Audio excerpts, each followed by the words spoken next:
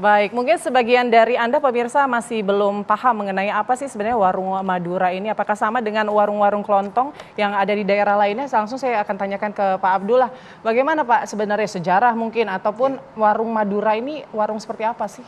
Ya, sebenarnya kalau saya boleh jelaskan bahwa warung Madura itu di akhir baru muncul setelah tergerusnya warung-warung kelontong yang ada di pinggir-pinggir jalan. Dulu kita tahu marak warung kelontong di pinggir jalan.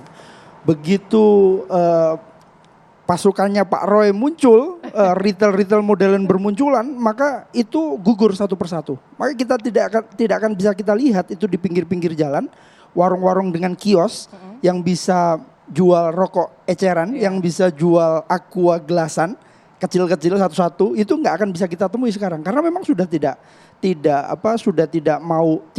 bisa bangkit lagi.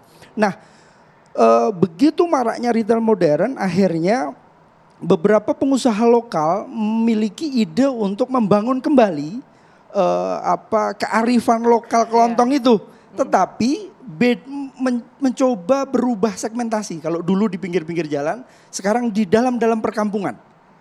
Jadi kalau kita lihat tidak ada satupun warung Madura yang sebelahan dengan retail modern, tidak ada. Karena memang segmentasinya berbeda. Dan ciri khas kelontong itu tetap dipertahankan di warung Madura. Contoh, kita bisa beli rokok eceran gitu ya. Teman-teman mahasiswa kalau tengah malam lapar itu masih bisa Indomie instan satu, itu masih bisa di sana. Jadi sesuai dengan kebutuhan masyarakat kita. Dan perlu saya jelaskan, perbedaan retail modern dengan warung kelontong adalah warung kelontong itu modal terbatas. Pemiliknya cuma satu orang. Nah, karena mungkin rame, mungkin tambah ada pelayan karena 24 jam kan. Tetapi prinsipnya mereka dimiliki oleh satu orang. Beda dengan retail modern. Kalau di retail modern manja, kita ambil bayar tanpa ada interaksi. Tapi kalau di kelontong, di warung masih bisa. Aku besok ya bayarnya ya, masih bisa ngutang gitu. Masih ada ciri ketradisionalan. Maka celaka jika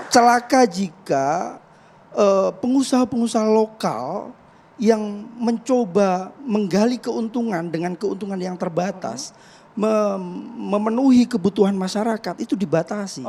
Ini yang oleh retail modern. Jadi banyak sekali. Bukan dibatasi oleh retail modern, dibatasi oleh peraturan. Sebenarnya kalau kita runtut aturannya, saya coba pelajari Undang-Undang Nomor 7 tentang perdagangan. Tidak ada yang mengatur warung kelontong. Permendak tidak ada yang mengatur. Perpres Nomor 112 tentang pasar tradisional tidak mengatur sama sekali. Artinya Perda Nomor 13 yang ada di Kelungkung itu sebenarnya Pemda sendiri tidak tahu bahwa ini bukan termasuk aturan retail modern. Tetapi kalau tidak masuk dalam klasifikasi retail modern. Kalau perda itu Pak Roy diatur jam 12 harus tutup, itu diatur. Tapi kalau UMKM, kelontong, warung rumahan kok diatur? Menurut saya ini kematian ekonomi lokal di Indonesia.